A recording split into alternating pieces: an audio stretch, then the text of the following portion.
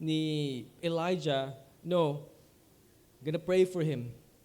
And he prayed 3 times, and the boy ay na-resurrect, nabuhay magmuli. Now this speaks that when there is an ongoing wilderness experience, whether in your family, personally, or in a church, or globally, or in the Philippines, ang pinaka-apektado po talaga dyan ay walang iba kundi ang mga kabataan.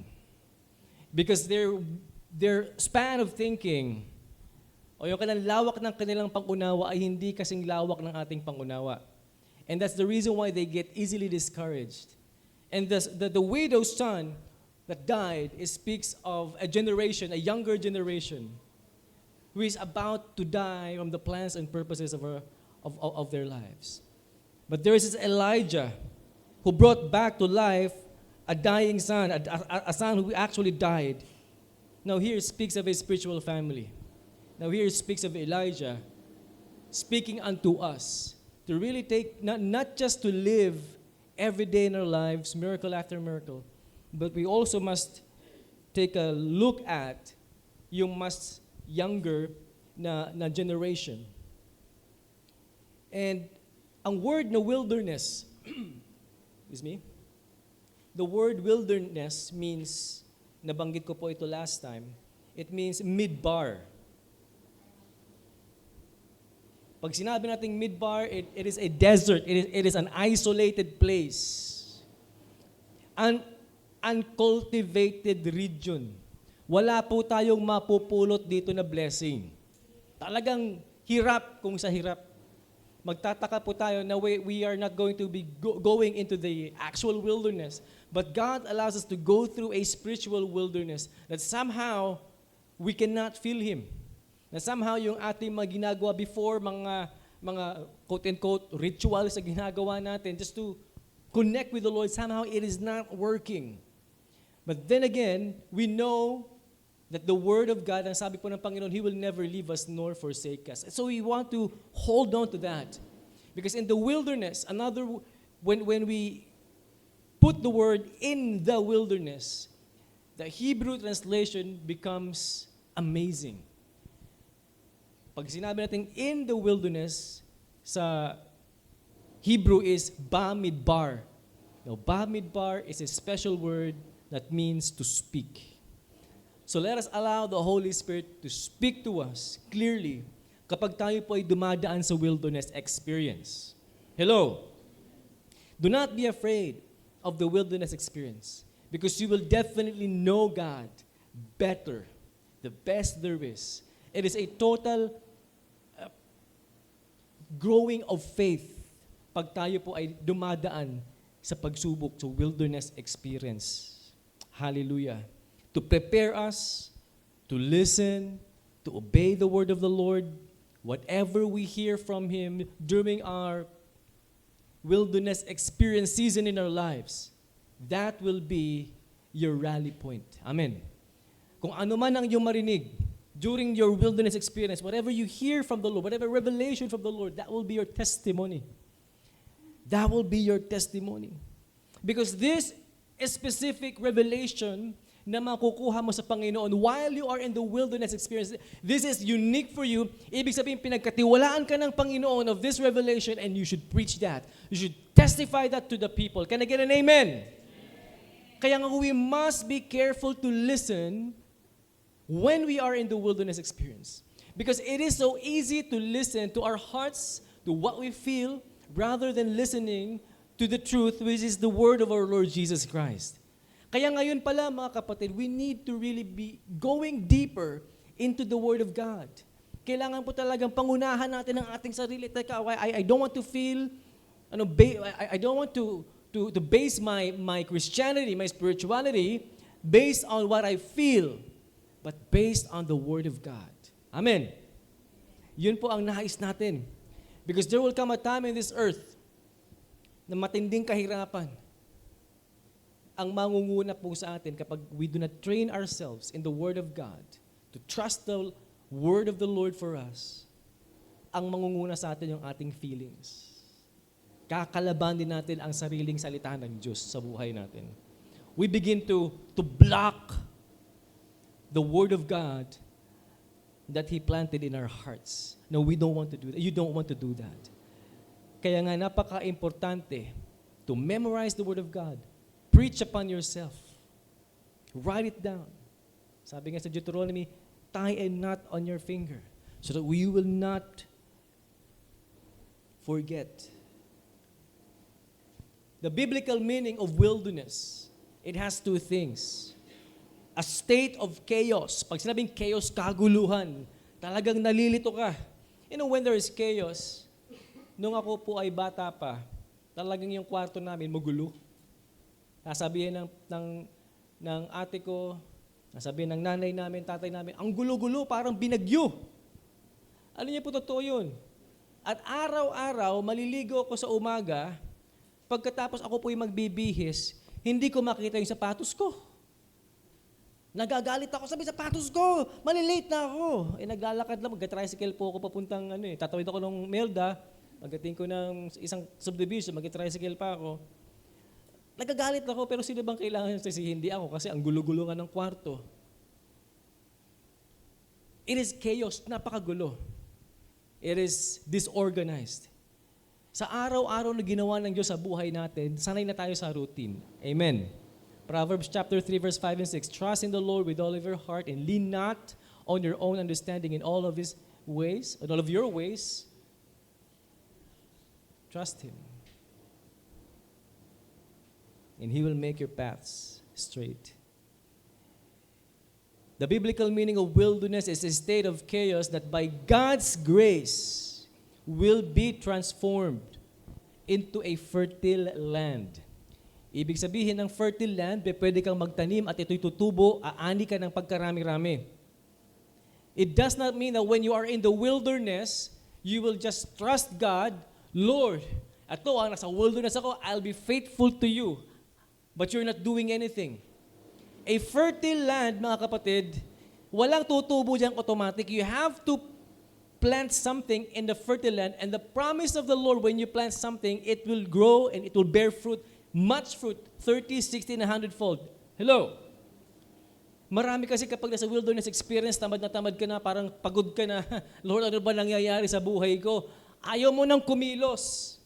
But the plan of the Lord for you is to trust Him, and He will bring this wilderness into a fertile land. You cannot make wilderness into a fertile land. When God, the Holy Spirit, brings you and guides you, leads you into the wilderness, anong gagawin niya? Ang sasabihin niya sa atin, trust me in this. And God will turn this barren wasteland into a fertile land. But you have to work on it.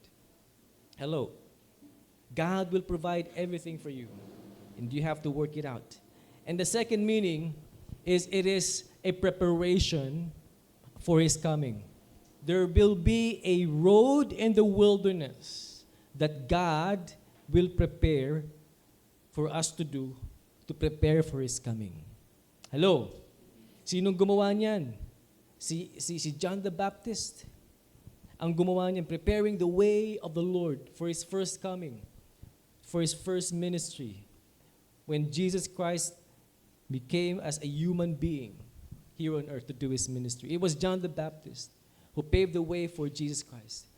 Now in our times, God is also looking for people who wants to partner with Him and pour out the spirit of Elijah upon us to prepare the way of the Lord, the second coming of God.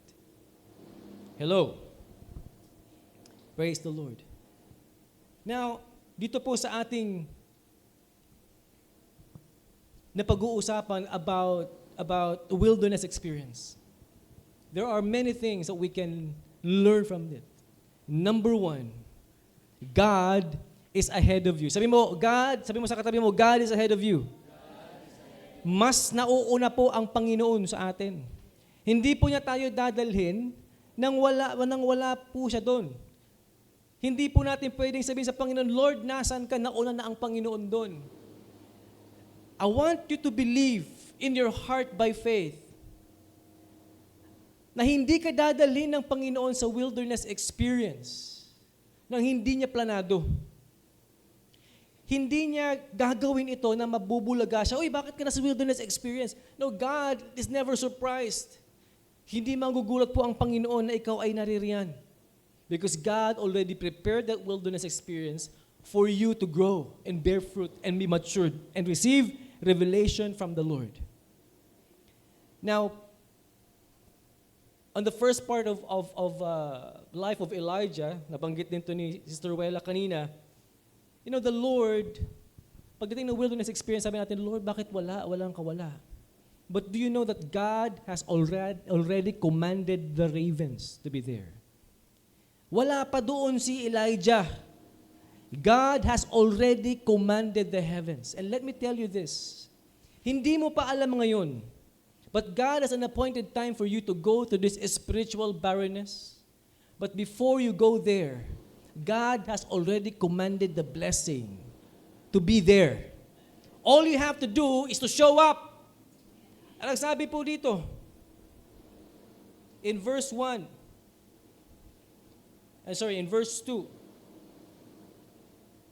Then the word of the Lord in 1 Kings chapter 17 verse 2. Then the word of the Lord came to Elijah saying, "Get away from here and turn eastward and hide by the brook Kerith, which flows into Jordan, and it will be that you shall drink from the brook." Ito yung wow moment, mga kapatid. "And I have commanded the ravens to feed you there." Di ba? It's a past tense. I have. Wala ka pa doon. Wala ka pa doon. Yung mga raven, nakapila na yan. Ano, Lord, pupunta na ba ako? Hindi, wala pa si Elijah. Wait lang kayo. Ganon ang Panginoon. Akala natin nagpapabayaan ng Lord. Pero bago ka pumunta doon, alam na ng Lord kung anong dapat niyang gawin para sa buhay mo. Kaya wag kang mababahala. Mag-trust lang tayo sa Panginoon. Lord, wala ako ngayon. Hindi. Nag-send ako ng raven dyan. Matagal ko nang sinabihan yung mga raven, pupunta yan. Ang problema, wala ka sa Brook of Cherith. Umiwas ka sa Brook of Cherith. Sabi mo, teka, magkakaroon ng wilderness experience. Sabi ng Lord, sa Brook of Cherith ako. Teka, gusto ko sa Jordan. Kasi sa Jordan, mas maraming tubig doon. Yung Brook of Cherith, creek lang yun eh. Mga kapatid, walang raven na darating sa'yo. Wala ka sa center of God's will for your life. Hello? Antay ka ng antay ng pangako ng Panginoon. Pero walang darating.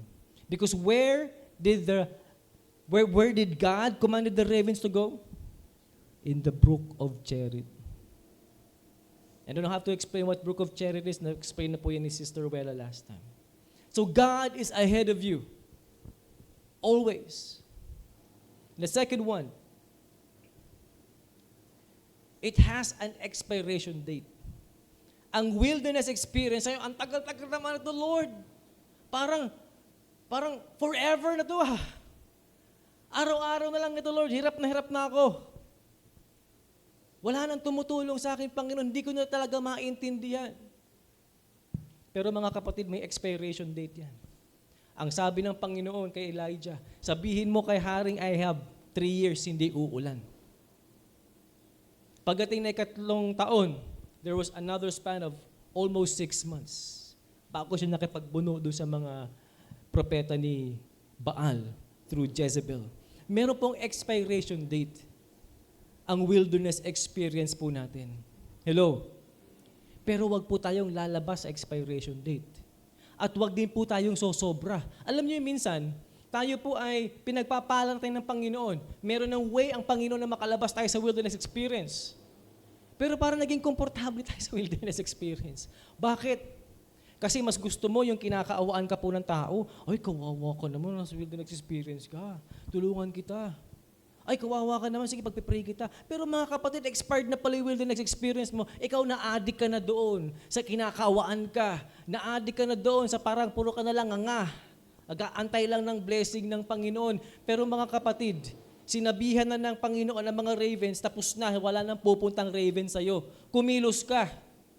Magtrabaho. Kaya nga sabi ng Panginoon, I will turn this wilderness into a fertile land. Naging fertile na yung land, wala pa tayong tinatanim. Hello? Anong mangyayari sa atin? Akala natin wilderness experience pa rin. Pero isang butil lang ng palay, tinubo mo yan. Ang dami ng lalago. Hello?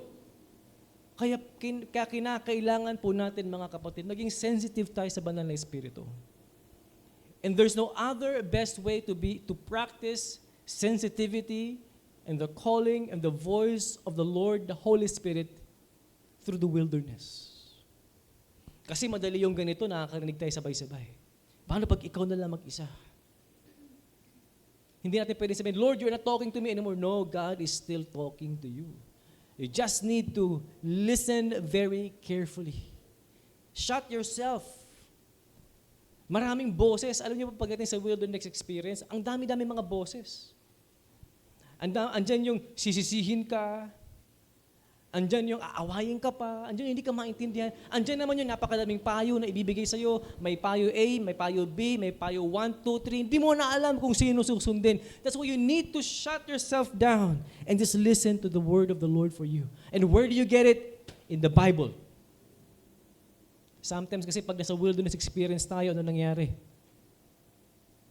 Nagpe-pray na lang tayo. Bakit? Kasi humihingi tayo ng saklolo sa Panginoon. Hindi ko po sinasabing mali mag-pray. Pero kinakailangan natin makinig ng salita ng Diyos because the Bible is the basic way of how the Lord speaks to us. Hello? Yan po ang kinakailangan natin gawin. Pangatlo, it provides a level up anointing. Pag tayo po nasa wilderness experience and we are following the Lord, trust God that He will put another level of anointing for your lives. That is if you will receive the revelation of God giving you while you are in the wilderness experience. So do not waste any kind of messages that God provides to you in the wilderness. But, kung tayo po ay patuloy tayo mareklamo, alam mo reklamo? Etc. And while you are speaking, God is giving revelation. You cannot hear God because your voice is louder than the voice of God. Kaya let's quit complaining. Minsan gusto ko kayo i-challenge eh. Kaya ba natin 1 week walang complain? 1 week lang. Hirap yata yun ah. Ano pa yan? Ba't ganito? 1 week lang. Subukan nyo. I-challenge nyo po sarili nyo. I'd rather be quiet rather than complain. Kahit na you have all the right in the world to complain, I'll be quiet. So, magbabago ang iyong pananaw sa buhay, mga kapatid. You'll receive a lot of revelation from the Lord. There will be a level up anointing. Mamaya pag-uusapan natin yung level up anointing na yan. The next one, you will be more courageous. Pag nakalabas ka sa wilderness experience, yung gained wisdom, the gained experience that you have in your wilderness, it will give you confidence when you go out of the wilderness. How do you feel when you go out in the wilderness?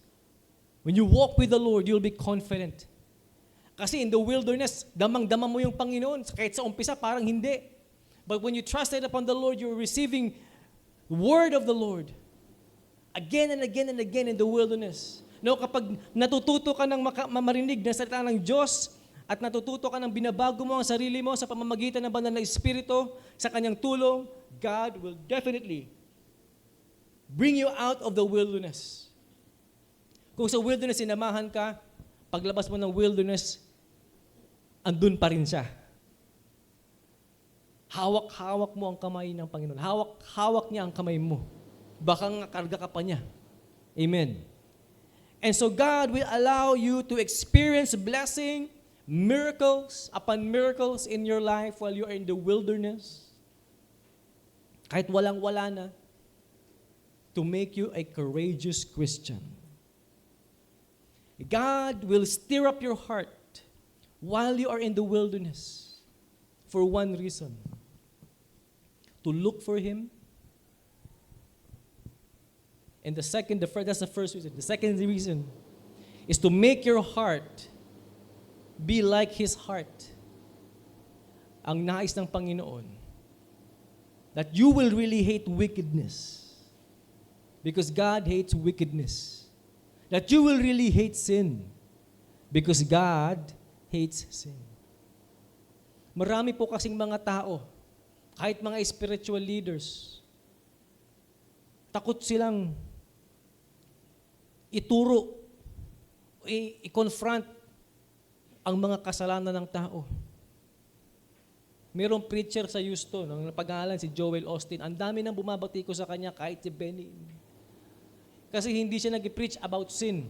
Nag-preach siya about making your life better. And we preach sin in this church. Why? Because God hates sin. May nagsasabi, God hates sin, but God loves the sinner. Naniniwala mo ba kayo doon? God hates sin, but God loves the sinner. Hindi po yan totoo, mga kapatid. Kaya nga lahat ng mga makasalanan, papuntang impyerno. And the only thing that can be turned around is when they surrender to Jesus Christ. Because God has a plan for each person. And each person born has sin and is living in sin. Kaya nga walang grace doon sa taong may sin.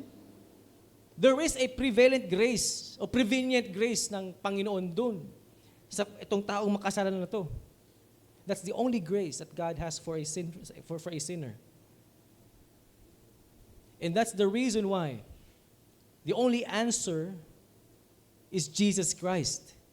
Wala na pong iba. Kung mahal ng Panginoon ng mga sinner, di dapat, hindi niya nagsabi, magbago kayo.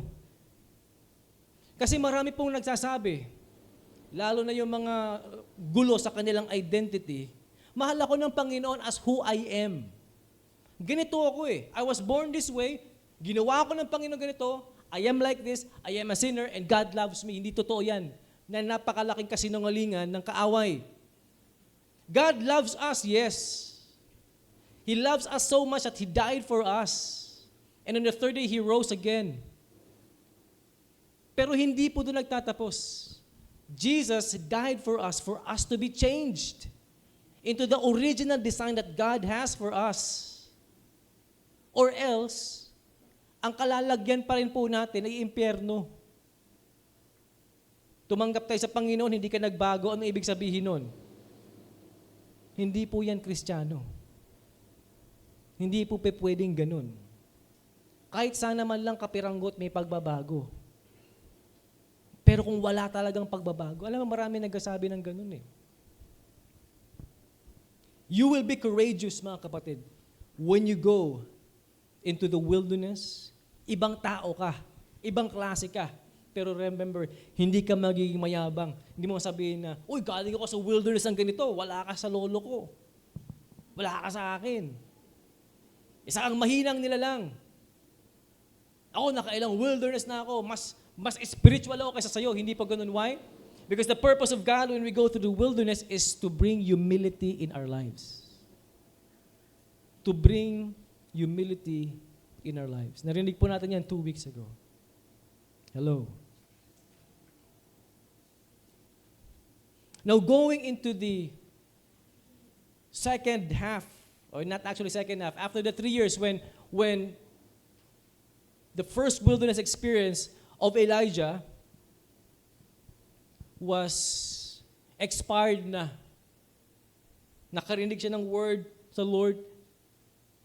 He met Obadiah.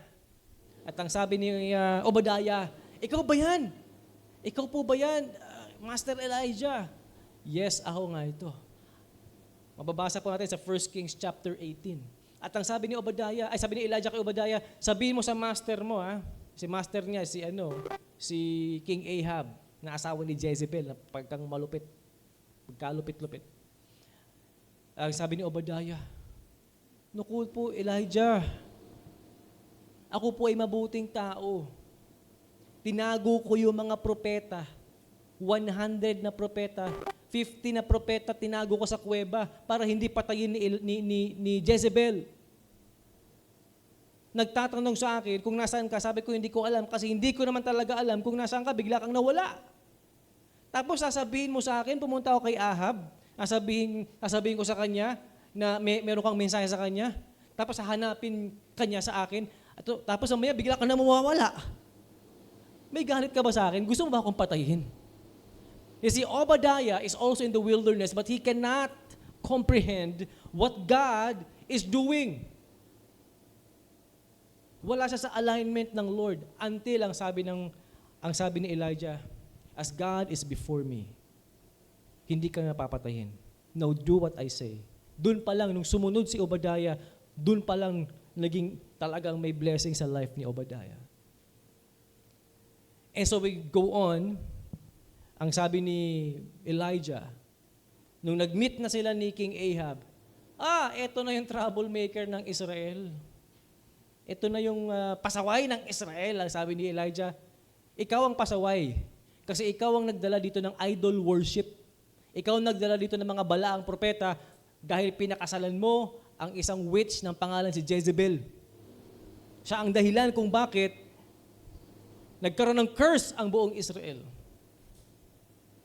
Tapos sabi ngayon, nagbigay ng challenge si Elijah. We know that, di ba? Sabi, let's meet in Mount Carmel. Doon tayo mag-meet. At doon sa Mount Carmel, dali mo lahat ng mga bulang propeta mo. Tapos pagdali mo sila ng isang baka, ng isang oxen. At doon, tatawagin natin ang Diyos ninyo, kung ilan man sila, at Diyos ko, Diyos ng tunay, Diyos ni Abraham, Isaac, and Jacob, at kung sino man ang makakapagsunog to bring a miraculous fire down to have this a burnt sacrifice, yun ang tunay na propeta. Yun ang tunay na Diyos. Di sabi ni Ahab, sige, kasa natin yan. Di ang daming propeta. 450 na bulaan propeta ni Baal, 400 na propeta bulaan ni Asherah. Andun. At sila po ay, sabi ni Elijah, sige, mauna na kayo kasi napakadami niyo, baka mapagod kayo. Mauna na kayo, mamaya na ako. Anong ginawa po ng mga propeta ni Baal? Hiniwa yung oxen at gumawa sila ng altar. At anong nangyari? Nagdasal sila sa kanilang Diyos-Diyosan. Sabi ang dami nilang ginawang ritual. Ang sabi ni Elijah, inasar-asar ni Elijah, sabi, baka tulog. Gisingin niyo, baka tulog. At yung ibang mga bulaang propeta, naghiwa ng kanilang sarili, sinaksak na ng sarili, naglabasan yung mga dugo, kadiri. Ang sabi ni Elijah, wala naman talaga yung Diyos niyo eh. Wala namang binatbat ang Diyos ninyo. Ako na. Nung medyo gabi-gabi na, sabi ni Elijah, ako na. Siya lang mag-isa. Ang ginawa niya, kinuha niya yung oxen, gumawa siya ng altar, may mga bato. Tapos, naghukay pa siya ng trench around the altar. At ang sabi niya, kuha ka ng tubig. Kumuha ng tubig, binuhusan. Siguro yung mga tao nandoon. By the way, sabi ni Elijah, yung mga tao ng bayan ng Israel, dalhin mo rito para ma-witness nila. Ang dami mga nanonood. Siguro kung ako nandun, sabi ko, hindi na nga paapoy ng mga bulaang propeta, binasa pa. Di ba? Parang ibang klase. Tapos binuhusan ulit. Yung sacrifice, yung baka. Binuhusan na naman hanggang sa pati yung trench na nakapalibot, yung hinukay, ay naging kanal. Basang-basa yung lugar. Talagang imposible na ito in a normal mind, normal thinking, imposible po na ito ay umapoy. Siguro yung mga ibang propeta, inababaliw ito sa Elijah. Ano nangyayari dito? Kailangan ba natin patulan to? Anong ginagawa nito? It's nonsense. Kalaban ng apoy tubig. Ano pang mangyayari dito? So, ang ginawa ni Elijah, nag-pray siya. And after he prayed, The fire from heaven came down, bang, and it burned the offering. Yung sacrifice, it becomes a burning sacrifice. At ang sabi ng mga tao, ito yung tunay na Diyos, ito yung tunay na Diyos. Ang sabi ni Elijah, okay, lahat ng mga tao, patayin natin itong mga balawang propetang to. So 450, patay. Killed by the sword of Elijah. At nanalo siya. Grabe, no? Palakpakan naman natin ng Panginoon. Hindi po ito kwento lamang. Ito po ay totoong nangyari. Naniniwala po tayo mga Kristiyano rito, this is a true story. Even our Hebrew Jewish brothers believes in Elijah. Even in the Quran, Elijah is also mentioned as one of the greatest prophets there is. Grabe, matindi talaga si Elijah. Now, itong ginawa ni Elijah in a space of one day, in a space of one chapter, Elijah single-handedly defeated 450 false prophets and purifies the nation of idolatry in one day.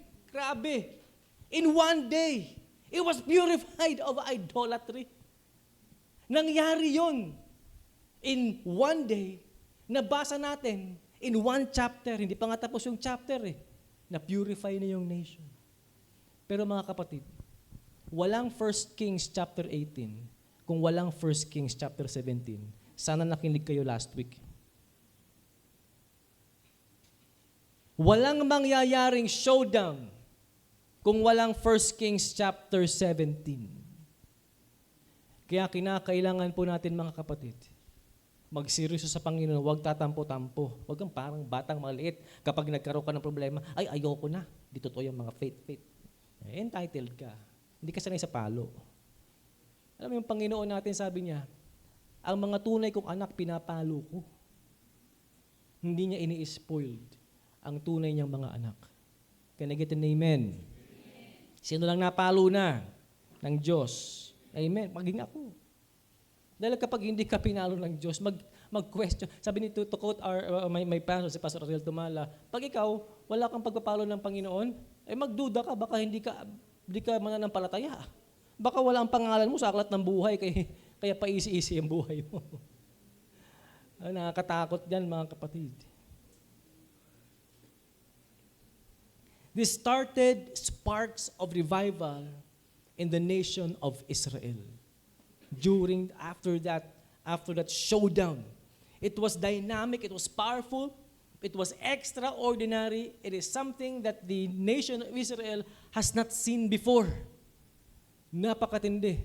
But everything is in the name of God, for the glory of God, against wickedness. Sapagkat si Lord sawang-sawa na sa wickedness, and He found a person who is willing to undergo training in the wilderness experience, who is truly holy upon the sight of the Lord.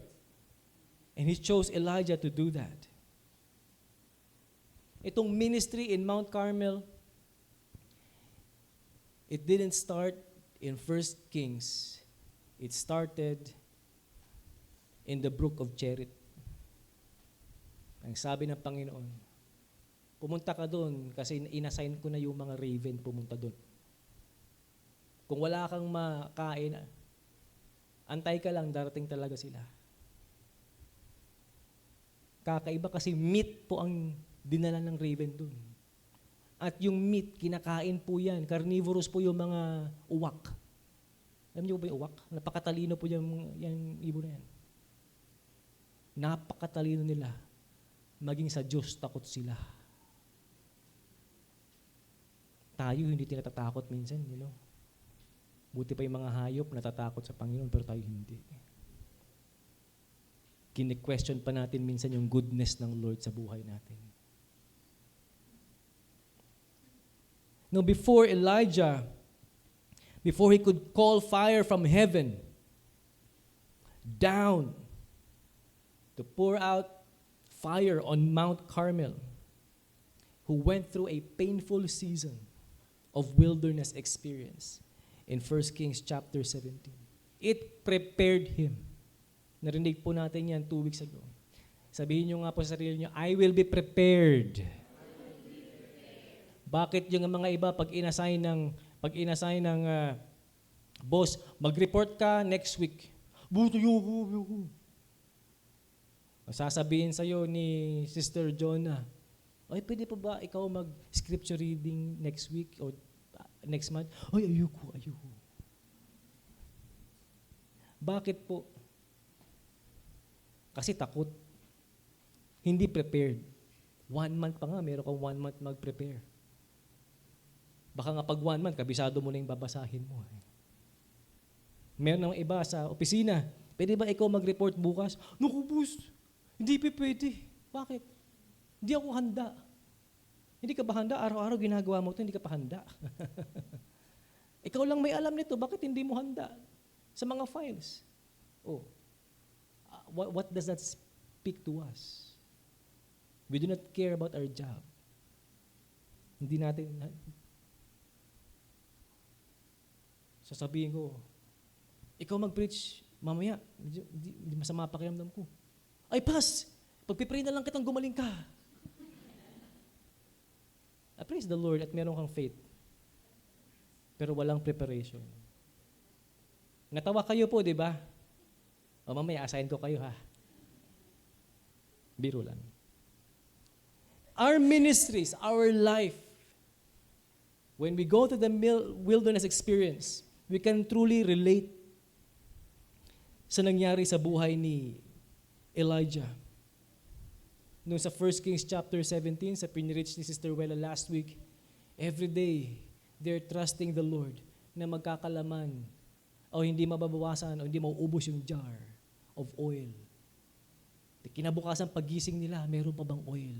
Kinabukasan pagising nila, meron pa bang oil? Tayo, pag nasa wilderness experience, Lord, may laman pa ba yung pitaka ko? Lord, wala na ba akong lagnat? Lord, ano bang nangyayari sa akin? It's always like that. Wondering why God did not kill Jezebel. Sometimes ganun po tayo, no? Lord, nasa wilderness experience ako, pero balita ko, buhay pa rin yung Jezebel na yun. Ba't di mo na lang patayin? Diba? Ba't di mo na lang sagasaan? Ba't di mo na lang kidlatan yung si Jezebel? But that's not God's plan. We have to wait upon the Lord. Sabi niyo po, wait. Wait upon the Lord. And when we are in the wilderness, we have a spiritual sense. We have spiritual eyes to see the plans and purposes of God for our lives. Ang galing ni Elijah because God has trusted him to command nature. Sino pa yung ibang kakilala natin sa Bible na nag-command ng nature? Sino pang alam ninyo? Ha? Si Jesus. Si Moses. Sabi ni Jesus, di ba? Winds, be still. Namangha yung mga disipulo niya na umiiyak dahil mamamatay na sila. At kaagad-agad, nawala yung bagyo. Naging very peaceful yung dagat. At itong si Elijah, sabi niya, huwag kang uulan, di umulan. Umulan ka na, umulan. Pero yung process na yun, matindi. Alam niyo bakit? Alam niyo po kung bakit? Sabi ni Elijah sa kanyang alalay, tingnan mo nga kung may rain cloud na. Sabi ng alalay niya, wala. Lagot ka. Di po nung pwede magkamali, narinig ko na sa wilderness experience ako, narinig ko sabi ng Panginoon, ito na expiration date, talagang bubusa. Tingnan mo nga kung meron pa. Wala talaga po. Wala po talaga eh. Wala talaga. Ang gagawin ko? Kasi pray ulit si Elijah. Sige nga, tingnan mo ulit, tingnan mo maigi. Ang sabi ng, sumilip ulit yung kanyang servant. Sabi niya, merong rain cloud kasing laki ng kamao. Wow! Ano to? Gabasa yung Pwedeng sabihin ni Elijah, kumuha ka ng pitsel, uulan. Alam niya po, 3 years walang ulan. Natuyo na nga po yung Brook of Cherith eh. Hindi pwedeng sabihin ni Elijah, kuha ka ng tabo. Sayang, uulan ng konti eh. Pero anong sabi niya? Sabihan mo si si Ahab, uulan. Kung hindi siya aalis, mababalahaw siyang chariot niya ng putik. Sabihan mo. Pero na ginawa, inunahan niya, tumakbo po si Elijah. Naunahan. Tumakbo lang yun, naka-chariot yun, may kabayo pa. Naunahan pa ni Elijah. Ba matindi, no? Ang bilis tumakbo by the power and the anointing of the Lord. And I do believe, brothers and sisters, when we are in the wilderness experience, God will provide supernatural, extraordinary, physical power that you will have. I don't know paano niya ginawa yun, pero napakalayo po yung kanyang tinakbo, na unahan pa niya yung kabayo. Hello. If that's not a miracle, I don't know what it is. Ano pong nangyari pagkatapos nun?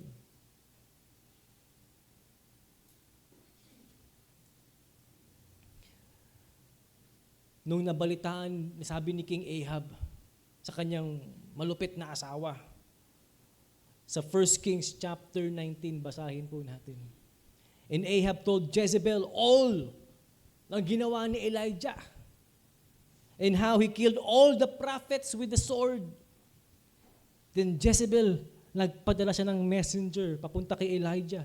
Ang sabi ng messenger, itong sinasabi ni Jezebel para sa iyo, ni Queen Jezebel. So may the gods do to me and more also, if I do not make your life as the life of the one of them that you killed tomorrow. Same time, tomorrow.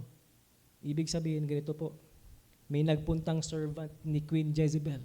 Napakalupit, napaka-makasalanan itong witch na ito. Nagpadala ng servant papunta kay Elijah. This time si Elijah hindi pa nagtatago. At ang sabi niya, sabi po ng reyna, yung ginawa niyo sa kanyang mga propeta, mangyayari din sa iyo sa oras na ito bukas. Patay ka. Anong ginawa ni Elijah? Then he was afraid. Elijah was afraid. And he rose and ran. Tumakbo siya. Alam natin gaano kabilis tumakbo si Elijah. Tumakbo siya. He ran for his life and came to Beersheba, which belonged to Judah, and left his servant there.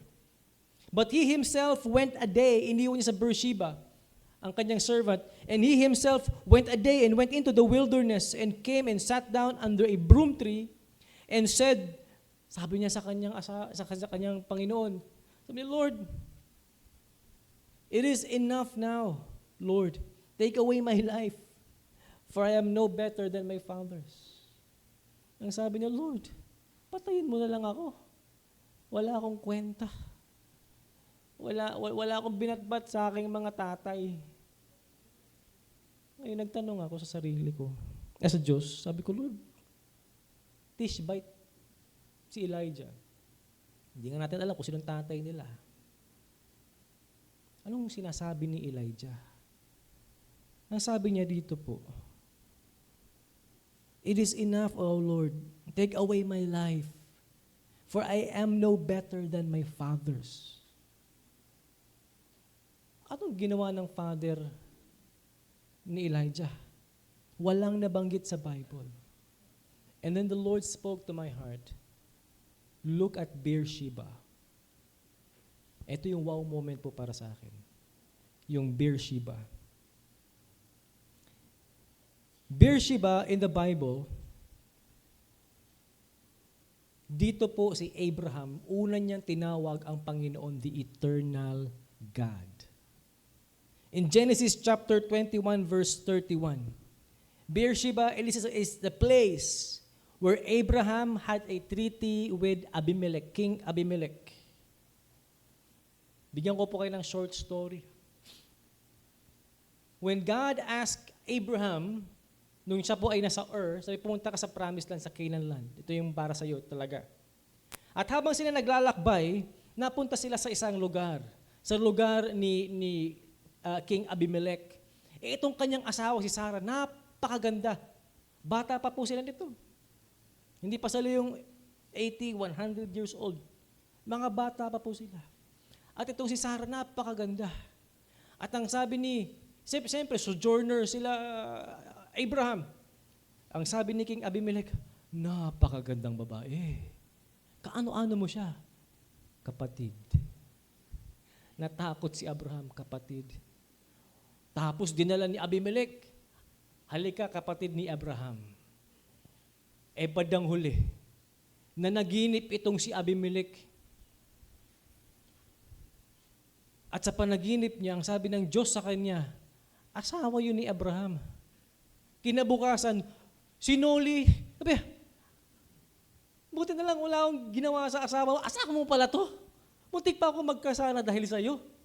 Simula ngayon, nagkaroon sila ng treaty. Nagkaroon po sila ng kasunduan. At yung kasunduan na yun ay hindi mo ako gagalawin, hindi kita gagalawin, magkaibigan tayo, there will be peace between us. And so what happened in verse 33 of Genesis chapter 21, because Abraham made an oath, Abraham and King Abimelech made an oath together. At meron din dong well na ginawa si Abraham. At meron nagplant din po siya ng terebinth tree. Tamarisk tree. Iba yung tamarisk tree. A tamarisk tree. Naglagay siya ng well and he called that well Beer Sheba. Bakit? Kasi beer means well, Sheba means oath. The well of oath, palatandaan. At doon sa may well na yun, nagtayo din siya, nagtanim siya ng isang tamarisk tree. And doon, nag-pray siya, doon niya unang tinawag ang Panginoon, the everlasting God. Napakagandang kwento po, no? Totoo po ito nangyari. Pangalawa, si Jacob. We all know Isaac. Nagkaroon si Abraham at saka si Sarah in their old age, nagkaroon sila ng anak. Ang pangalan ay si Isaac. Isaac means laughter. Kasi nung sinabi ng Panginoon na siya ay mabubuntis, tumawa lang si Sarah. So Isaac, he went to Gerar. Same thing na nangyari. Nagpunta siyempre nagkaroon si Isaac, went away from his father, and nagkaroon siya sa rin pamilya, napunta sila sa lugar ng Gerar. Gerar. Kasama ang kanyang napakagandang asawa na si Rebecca. Okay. At andun, sa lugar po na yun, ay yung mga taga-Gerar, natipuhan tong si Rebecca, pagkaganda naman po talaga. Ganda ng babaeng to ah. Nagtanong ngayon ang mga tao sa Gerar kay Isaac. At ang sabi ni Isaac, kapatid ko siya. Sounds family. Hindi ko alam kung kinuwento ni Abraham sa kanyang anak, nangyari sa kanila ni Abimelech. So ano pong nangyari is, nalaman ni Abimelech. Teka, hindi ko kapatid to. Asawa mo to, magkakasala pa kami. Simula ngayon, magkaroon tayo ng treaty. Diba? Ginawa ni Abimelech kay Isaac, ang ginawa niya kay Abraham. Nagkaroon sila in Genesis chapter 26. At ang sabi ni King Abimelech, kung sino man ang hahawak sa asawa ni Isaac na pangalan ay Rebecca, mamamatay. Yan ang pangako. Yan ang kasunduan nila. Siguro kung naglabas yung hari ng ganun, siguro kahit tingin, hindi ko gagawin. Kung sino man humawak dyan, patay. Ganun katindi ang favor ng Panginoon. Now, Abraham, during that time, he was in the wilderness. Isaac, during that time, he was in the wilderness. Napunta siya ng Gerar at ito nangyari sa kanya. Nagkaroon siya ng napakagandang blessing. At dahil dyan, ang sabi ni Abimelech, sige, dito ka na. Dito ka na sa lugar na yan. At ang nangyari po, because that wilderness, ang pangako ng Panginoon po, di ba, ang wilderness, it became a fertile land. Hello? Naalala po natin kanina? The wilderness becomes a fertile land. Ang ginawa ni Isaac, sa wisdom na binigay ng Lord sa kanya, ay yumaman siya. Nagkaroon siya ng negosyo, maraming pananim, at pagkayaman-yaman nila, Isaac became too wealthy in the land. Na yung mga Philistines, nainggit sa kanya. At sabi ni Abimelech, alis po kayo. Alis po kayo dito.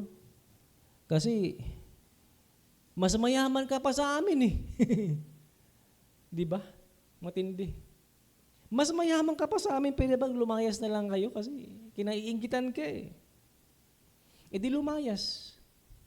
Dala niya yung kanyang mga kayamanan, lumayas ngayon, umalis ngayon, kasi hari na yung kausap niya. So ano nangyari? Lumipat siya, punta siya sa wilderness na naman, parang back to zero na naman siya. At nagtayo siya ng well. Kasi nga, desyerto. Kailangan maghukay ng pagkalalim para magkaroon ka pa ng tubig. At yung unang well na ginawa niya is, he called it Ezek well. E-S-E-K. Sapagkat ang ibig sabihin ng Ezek is contention. Nagkaroon ng problema. Sapagkat yung mga tao nandun, nung pagkatapos niyang gumawa ng well, inaway siya. Sabi sa kanya, hindi ka pwede magtayo ng well dito. So ang ginawa niya, umalis na naman siya. Because Isaac is a peaceful person. Okay na yan, natin. Kaya na yan. Ezek well. Nung siya ay napunta na naman sa isang lugar, sa wilderness, ang sabi niya, dito, gawa tayo, hukay na naman tayo. Nung paghukay nila ng well, okay na, may tubig na, ano pong nangyari? Yung mga taga-lugar na ron, inaway naman siya, galit na galit sa kanya. Kaya ang tawag niya sa well na yun, Sitna well. Well of hatred. Kung kanina, well of contention, ito naman, well of hatred. Sabi niya, ano gagawin ko dito? Nasa wilderness ako, wala akong magagawa.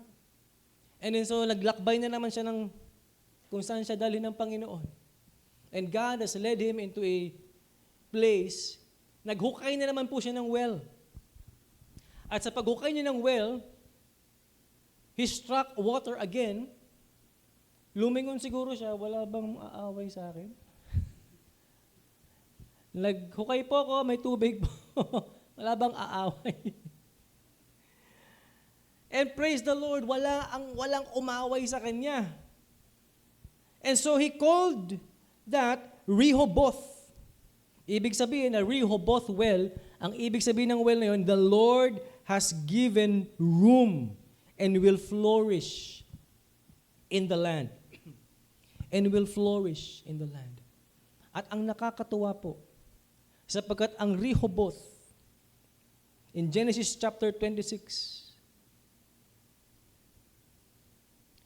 is also the place na Beersheba.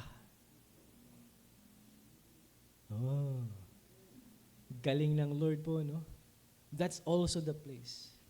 When he pronounced, the Lord has given room and we will flourish in the land. Ito yung Beersheba well. Malapit lang pala siya doon sa lugar ng pinagtayuan ni Abraham ng tamarisk tree. At ito, nagkaroon na naman siya ng alliance. Nagkaroon ng alliance. Before he called it Beersheba, nagkaroon ng alliance po. Dahil doon sa wilderness, yumaman na naman si Isaac. Yumaman naman, nabalitaan na naman ni King Abimelech. Sabi, grabe na to, anong ginagawa ng taong to, talagang ang Diyos ay sumasa kanya. Pumunta si Abimelech sa kanya, sabi ni Abimelech, mas mayaman ka na naman sa amin. Kung gaano ka kayaman noon, mas mayaman ka pa ngayon. At ang dami mo ng tao. Pwede ba tayo magkasundo ngayon? Ayaw po namin ng gera, kasi pwede nyo kaming girahin, talong-talo kami sa'yo. Sa yaman ninyo, sa dami nyo ng tao. Ayaw namin mo makapaggera. Pwede po ba tayo ay magkasundo? At doon, nagkasundo sila. At gumawa sila ng treaty na there will always be peace between King Abimelech and Isaac. At yung lugar na yon, ay yung Beersheba.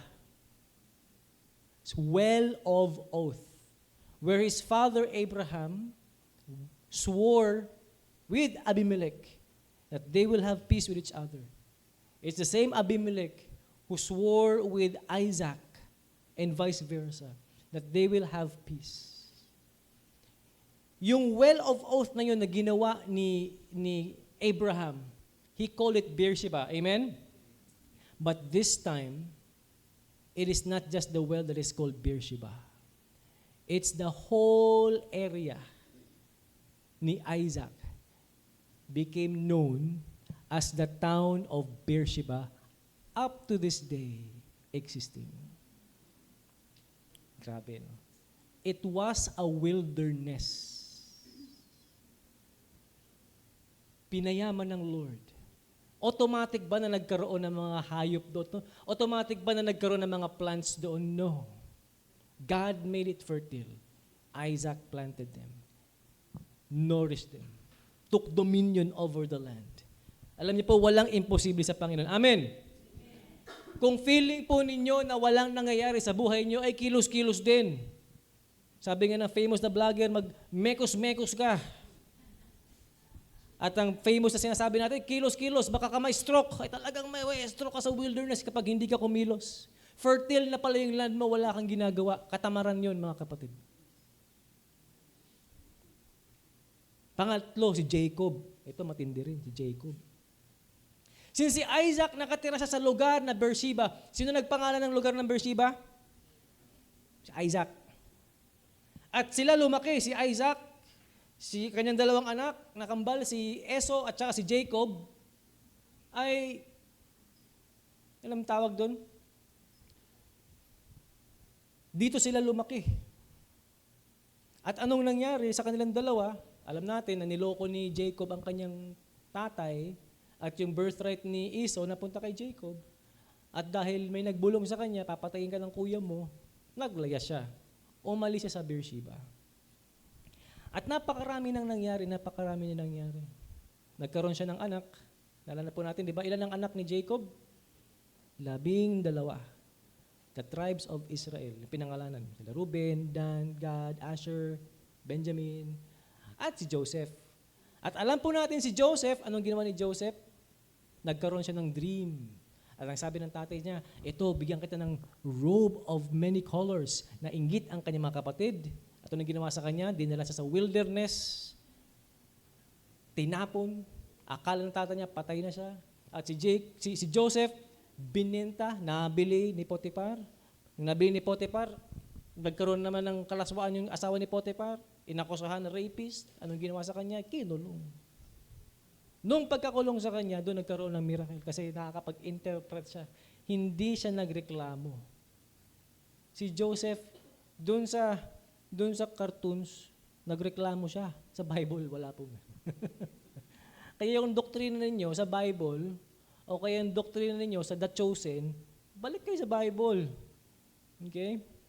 Hindi po nagreklamo si Joseph. At doon nagkaroon siya ng kalayaan nung siya ay nag-interpret ng dream ni Pharaoh. Huwag na tayong pumunta ron. But sa Beersheba po kasi tayo eh. Diba? Ngayon, nasa Canaan, sila, ang tawag dito, sila Jacob. Yung matandang Jacob, tatay na siya, 12 ni anak niya, plus yung mga babae pa. Yung kanyang dalawang anak, pinapunta niya doon sa Egypt. Kasi ang Egypt, sila na lang may pagkain. Dahil kanino? Sa wisdom ni Joseph. Siya yung naging governor next to Pharaoh. Kaya 7 years may famine, 7 years hindi sila nagutom. Nabalitaan yun ng mga Canaan land.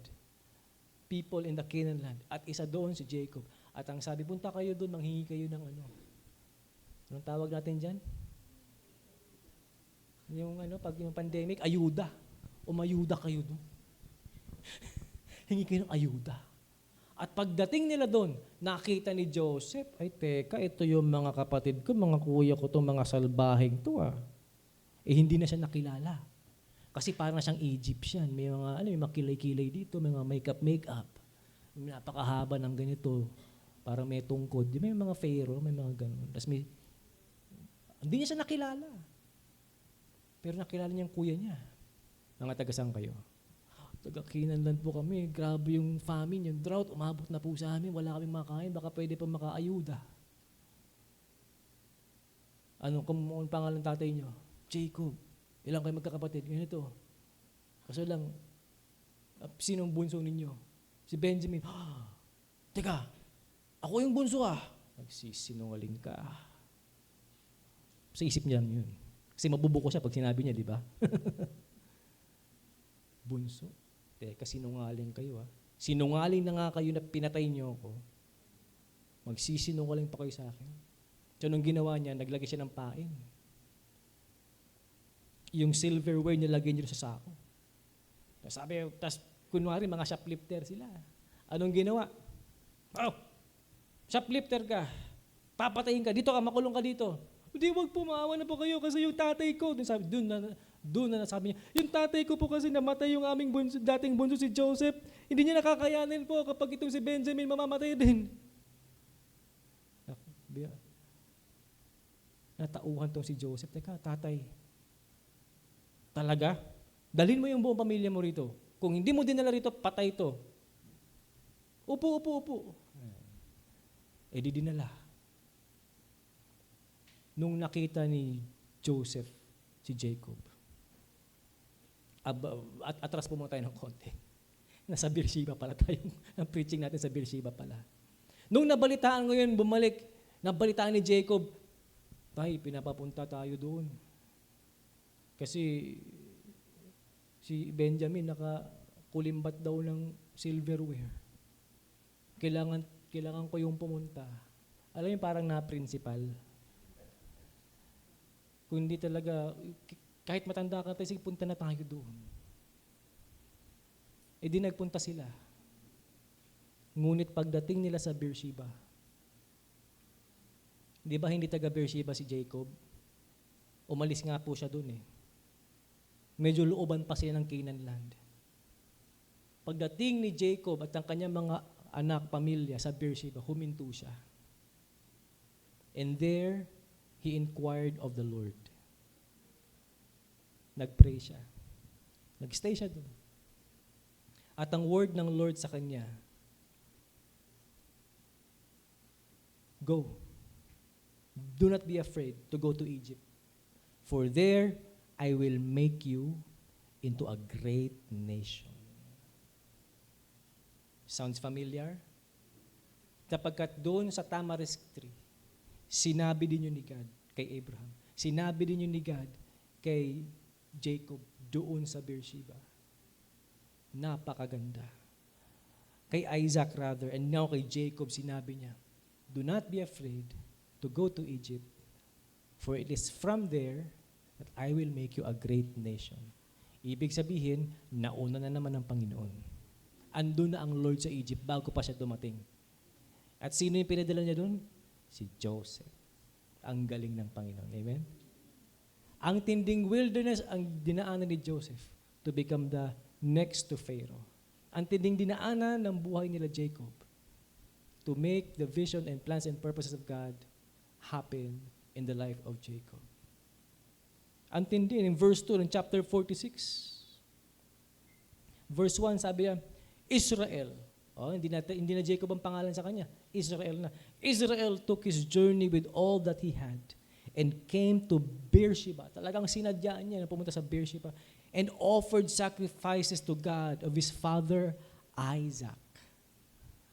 In verse 2, God spoke to Israel.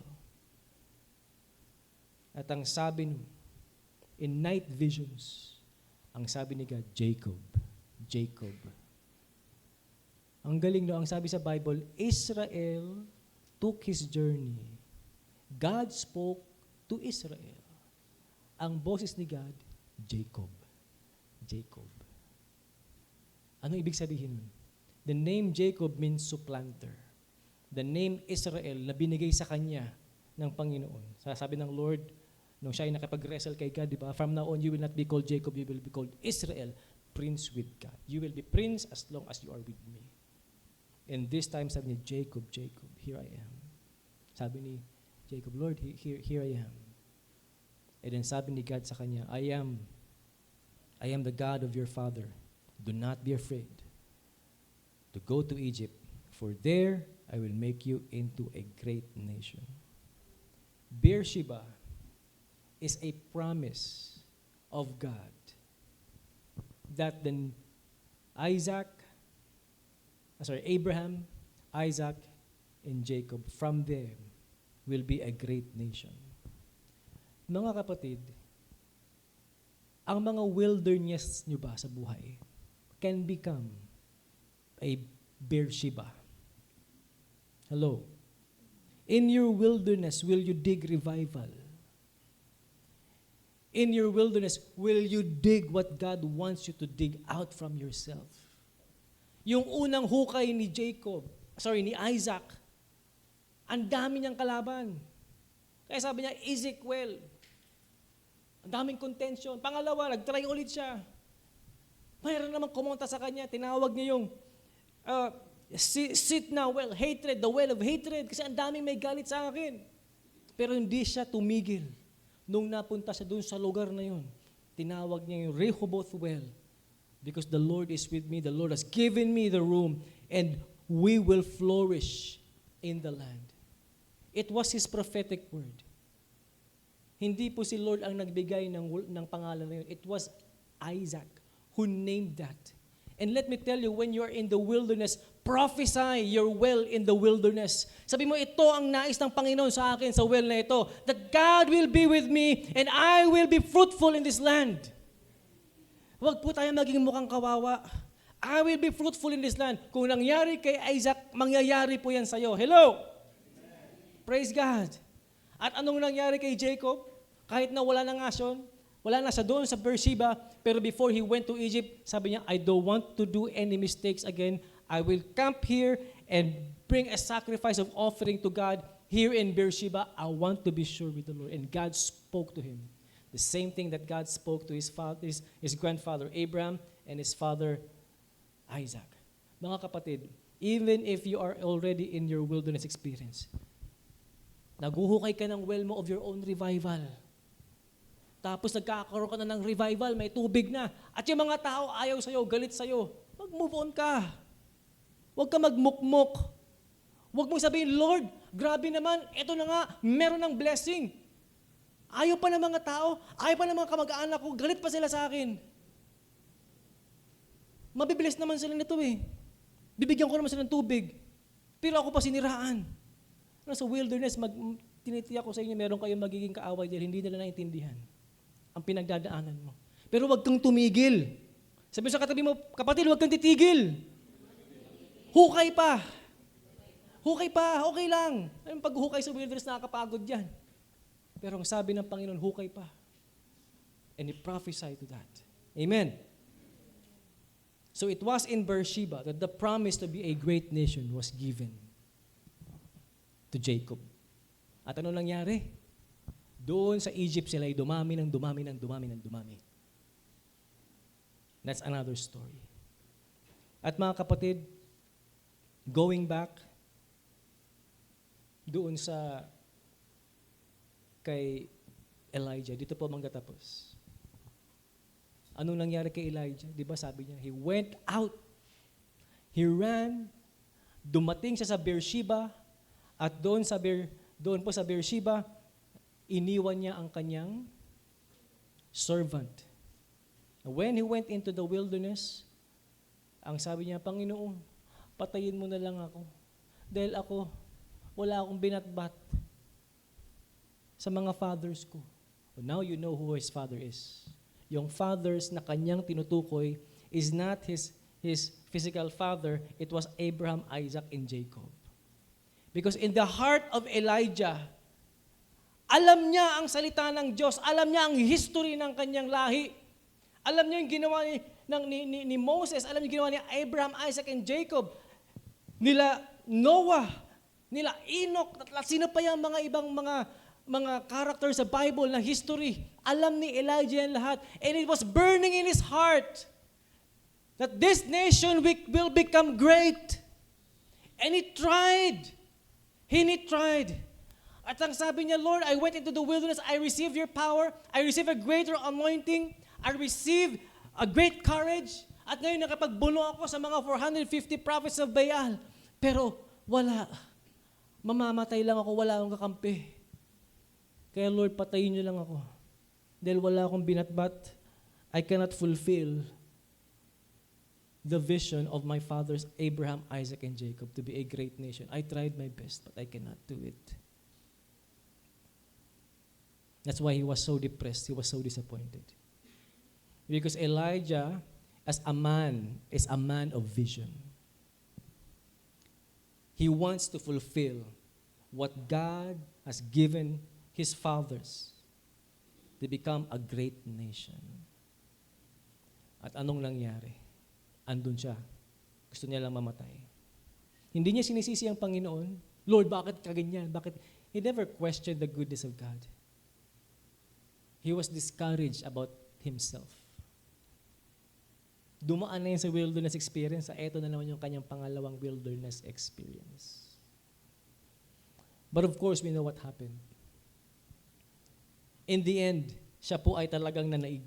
No, napakadami pa nating pwedeng pag-usapan about the life of Elijah. Napakadami pa po. Merong times na nasa kuweba siya. Pinapuntahan siya doon ng mga tao ni Ahab, nalaman kung nasan siya. At ang sabi sa kanya, 150 plus yung commander. Elijah, lumabas ka dyan. Sumuko ka na. Anong sabi ni Elijah? Fire from heaven! Boom! Patay silang lahat. Sunog, 150 plus yung commander. Nagpadala na naman si King Ahab. Sugurin niya doon, kaya matakot. Sunog lang yan. Nagpadala na naman. Sumuko ka na, Elijah, parawa mo na. Fire from heaven! Bam! Sunog lahat. Hindi to kwento-kwento lang, nangyari talaga to. Yung pangatlo, wais. Elijah, may mga pamilya kami. Sige na, sumama ka na. Napag-utusan lang kami. Do you want to hear more of that? That story? And he also became the father to Elisha, spiritual father. Marami pa tayong pwede mapag-usapan, mga kapatid. But what I want you to know today is when you go to your wilderness, make it a Beersheba. Write it down.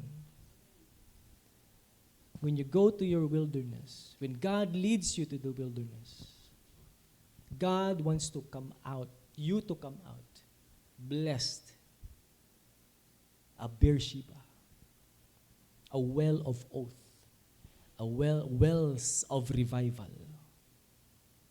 Alam niyo po sa lugar ng Beersheba, hindi lang po iisang well doon. According to Israeli history, 7 po yung wells, Jacob's wells. Why? Si Abraham naghukay isa, Isaac well, Sitna well, Rehoboth well, 4. Pero ang sabi sa Israeli history, 7 lahat yun. Baka naghukay pa si Jacob. Si Isaac po doon. We do not know. But always keep digging in your wilderness. Dig the wells of revival. Anong nangyari kay Abraham? Di ba nagkaroon siya ng matinding kapayapaan? Anong nangyari kay Isaac? Ako naman pagkayaman-yaman. Anong nangyari kay Jacob? Tumawid papunta ang Egypt with the go signal of God. And from there, they became a great nation. Amen? Saan naging great nation ng Israel? Hindi sa Israel. Sa Egypt po siya nagparami. Amen. Let's find it out next week. Amen? Amen. So I want you to read about what happened to the life of Elijah and so on and so forth. But again, as we stand, mga kapatid, as we stand in the presence of God, sabihin mo po sa inyong sarili, when I go to my wilderness, sige, sabihin niyo po, when I go to my wilderness, at the time that God will lead me, God help me to make it a Beersheba. Hallelujah. Yes, Lord. Come on, just talk to God. Make your own Beersheba right now. Kahit wala ka pa sa wilderness, make yourself a spiritual Beersheba. Let the Lord speak to you. Declare the goodness of God in your life. Hallelujah. Yes, Lord. Yes, oh God. Come on, just open your mouth. Come on, mga kapatid, just open your mouth. In the name of Jesus. In the name of Jesus. Hallelujah. Yes, Lord. You want to lift your hands as a sign of alliance with the Lord. Say, Lord, here I am. Make me a place. Make me a place like Beersheba. Make me a place in Beersheba. Come on, say it. Make it prophetic, Lord. I want it. I want it, Lord. I want it, Lord.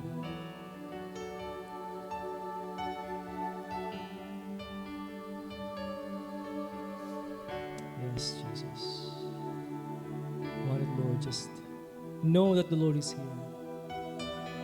God is the God of restoration. When Abraham was about to be killed, God restored. God gave King Abimelech a dream about the truth. When Jacob, nung siya'y pinalayas, nung siya ay nagpa-prosper, wala siyang halaman na mapakain sa kanyang mga alagang hayop. He tried to dig the wells. Ang dami kumalaban sa kanya, but he did not stop. Because he knows he is in the center of the plan of God for his life.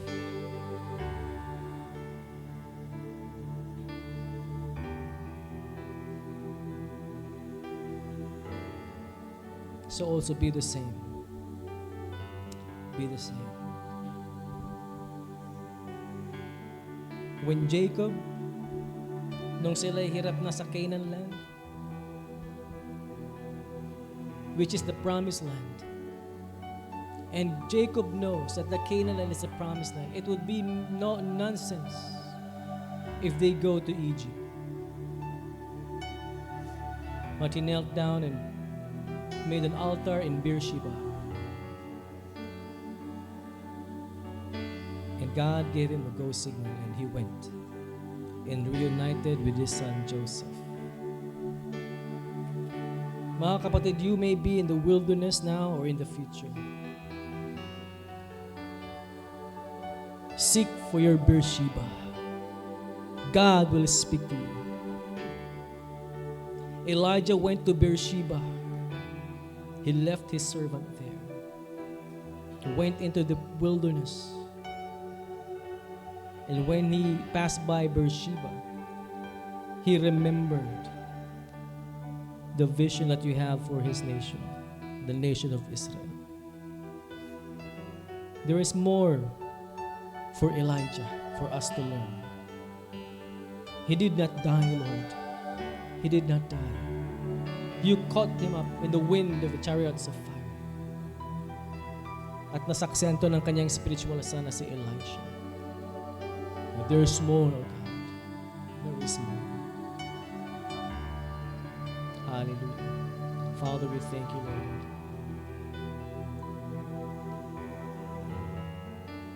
In Revelations, there's a corrupt church, the church of Thyatira. Ang sabi ng Panginoon, this thing says the Son of God, whose eyes like a flame of fire, his feet like fine brass. Ang sabi po niya sa church, I know your works, I know your love, I know your safe service, I know your faith and your patience. I know it too. As for your works, the lasts are more than the first. Nevertheless, I have few things against you, because you allowed that woman Jezebel, the spirit of Jezebel, who calls herself prophetess, to teach and seduce my servants, to commit sexual immorality, and eat things sacrificed to idol. And I gave her time to repent of her sexual immorality, but she did not repent. Indeed, I will cast her into a sickbed, and those who commit adultery with her into great tribulation, unless they repent of their deeds. I will kill her children with death. And all the churches shall know that I am he who searches the minds and the hearts, and I will give to teach one of you according to your works. Now to you I say, and to the rest of the church of Thyatira, as many as do not have this doctrine, you have not known the depths of Satan, as they say, I will put on you no other burden, but hold fast what you have until I come. And whoever overcomes and keeps my work until the end, to him I will give power over the nations. He shall rule them with a rod of iron. They shall be dashed to pieces like potter's vessels. As I also have received from my Father, I will also give him the morning star. He who has an ear, let him hear what the Spirit says to the churches. Ang sabi ng Panginoon, I know your works, I know your love. But merong tinotolerate na espiritu witchcraft, it is Jezebel.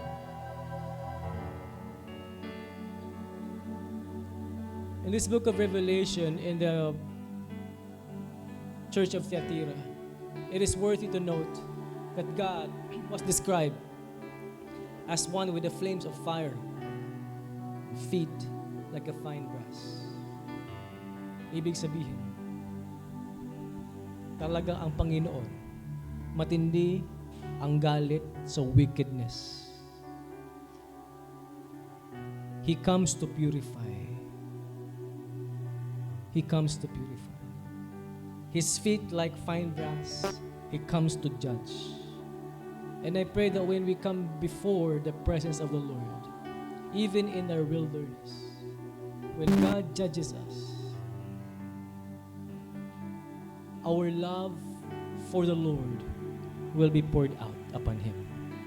Makikita ng Panginoon ang ating pag-ibig para sa Kanya. Amen? Now let's bow down our heads and let us pray. Father in heaven, God, we thank you, Lord. You want to lift up your hand if you may. Lord, we are here. God, we want you to make us pure before your sight. Lord, ayaw namin na may bahid na blemish, mixture sa aming buhay. And we pray, O Lord God, that you would continue to purify ourselves because you are coming to a bride that is spotless. Hallelujah. Sige po mga kapatid, just talk to God personally. Let this be your Beersheba moment. Just talk to God. The Lord, hear me.